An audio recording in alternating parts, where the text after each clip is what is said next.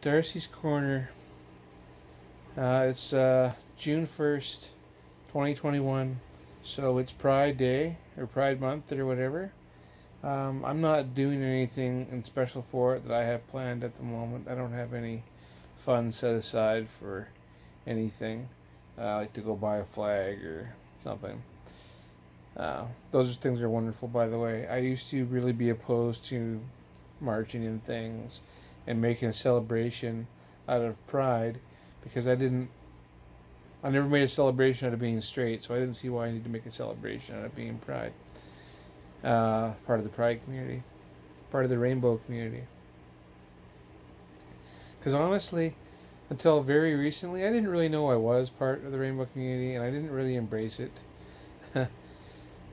um, Up until I was 30, when I figured out that I might be trans, it never occurred to me to be part of the pride celebrations or to encourage any of that or to get involved in any of that.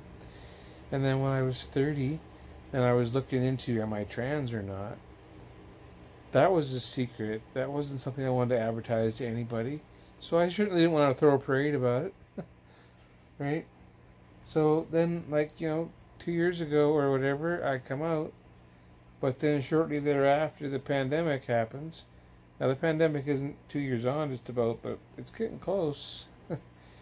Anyway, so I haven't been able to do anything celebratory about myself, about my transition, about who I'm becoming. And I still have to deal with the aftermath of the freaking pandemic. Because of the pandemic, the place that would zap my face to get rid of the 5 o'clock shadow, I haven't been going there. They were open. I could have gone for a while. But, it was a pandemic. I wasn't vaccinated. And that to me seemed like the type of environment that would be a high transmission situation. Not that the person wasn't trying their best to keep it clean and whatever, but it didn't seem worth the risk. Yes, I get dysphoria about my facial hair and I absolutely despise it.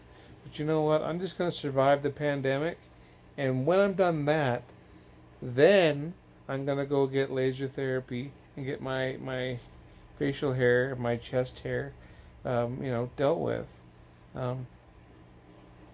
Arms and legs, they get pretty hairy too, but I can deal with that. I can live with that and be okay and wax and shave, and that's fine. But my chest and my face, having to deal with a 5 o'clock shadow on your breasts on a daily basis, that is dysphoria inducing. Okay, that's disheartening. You're like, this is never going to end. Oh, look, I got a razor cut on my nipple because, you're trying to get that last little hair. That's women, cis women don't have to deal with this shit. Trans women, like myself, do. But, oh, the anger and rage I have about all the effort I have to put into just being me, right? I used to think of myself as two different people, and I still kind of do. Sometimes I'll refer to myself in the third person, and I used to do that in referring to my feminine self, but that's changed. I now, if I refer to myself in the third person, I'm talking about him. He's a good guy, by the way. I like him. I bring him back whenever I need him. He's strong, he's tough, he gets things done, and he can take a lot of hits. So I love my masculine self. I still use him whenever I need him. He's still there for me. But honestly, I was hiding me for so many freaking years. I'm never going back to that. It infuriates me when anybody wants me to go back, and aren't I done playing this game now? I'm like, this is not a game. If I would have known I had these options when I was 20, I didn't even know this was an option when I was 20. When I was 20 years old, my first marriage broke up, and life was very chaotic. And I was living in a basement that smelled like a sewer, and I was trying to get through this college program that I had enrolled in and I had government funding for. And I wasn't sure what I was going to do next with my life. And I actually questioned, should I date men or should I date women? I did not question my gender at the time, but I did question my orientation. And my life was just going to be easier if I dated women, so I did. That was why I made that choice. And my family was very homophobic and always had been. And I knew if I told them I was gay at the time, it wasn't going to go over well.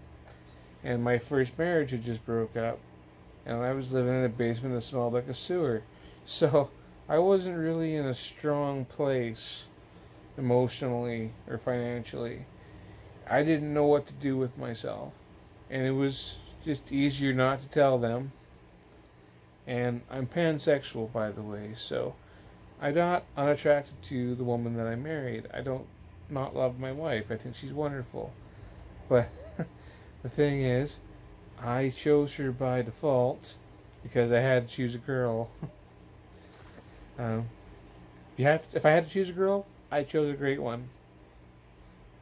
So she wasn't a bad person or anything. I'm not sorry that I met her in terms of women that I've met or in terms of women that I've married. And she is number 2. I'm not sorry that I married her. If I was going to marry another woman again, then she was a good one to marry. But I might have made a different choice if I had known what this was. She definitely would have made a different choice if she had known this was me. So I'm very frustrated about all that. But that's okay. We're just going to move forward. I mean, we're going to take the life that we have and we're going to make the most of it. I'm fortunate enough, I live in Canada. I have all sorts of social protections and I have all sorts of social structures I can use to help me. But not enough to get me there. So we need to change the system, or I need to come up with thousands and thousands of dollars. If I want to change my face, that's thousands of dollars. If I want to change my voice, that's thousands of dollars. Just to start where you are. If you're a cisgender woman watching this, when you get up in the morning, I just want to start where you are there. I might be an ugly ass woman, drags her ass into work, and doesn't have makeup on, her hair looks like crap, and her nails are no good. But nobody questions my gender. Nobody looks at Karen and goes, wow, you look like Tom. No. Karen's still Karen. Karen might be having a bad day because maybe she went out drinking the night before and isn't doing so great this morning. But she's still Karen. There's no doubt that's Karen. Well, when you see this face, you see his face most of the time. You hear his voice, you see his body, his mannerisms. That is not me. That's him. But that's okay. It's a work in progress. We all progress at the rate that we do. And nobody going through this thinks it goes fast enough. And it's amazing when I talk to kids who were 19, 20 years old, and they're just, or you all read about them, I'll read their posts on Reddit, and they're just losing their minds. They're so upset that so much time is wasted, and they're 17. Or they're 21. And I'm like, oh, you were in the sweet spot, sweetie. Right now, you have the maximum benefit of any of your previous gender that you wanted. And you can still save your voice. You can still stem the facial hair a lot. Okay? Those are the things. my facial hair, my voice. I can't do anything about the broadness of my shoulders, and I don't want to, actually. I like being capable. So I wouldn't give up my strength or my shoulders. I'd give up my gut. I'd move that to my backside in a hurry. It's not the poundage, it's where I'm carrying it. That's my problem.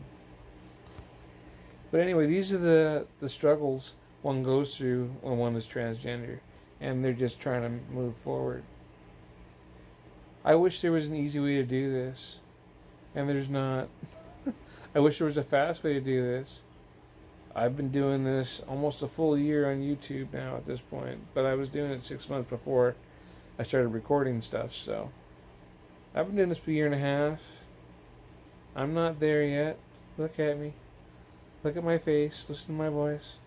I am not there yet. That is very frustrating.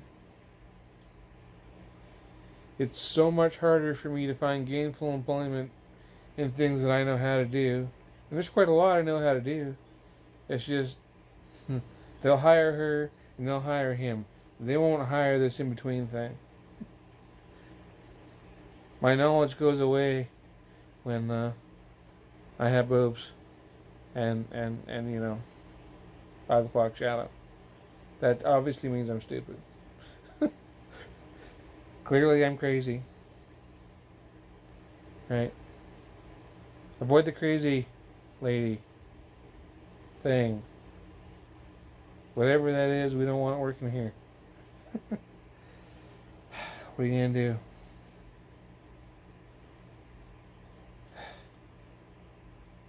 It is what it is.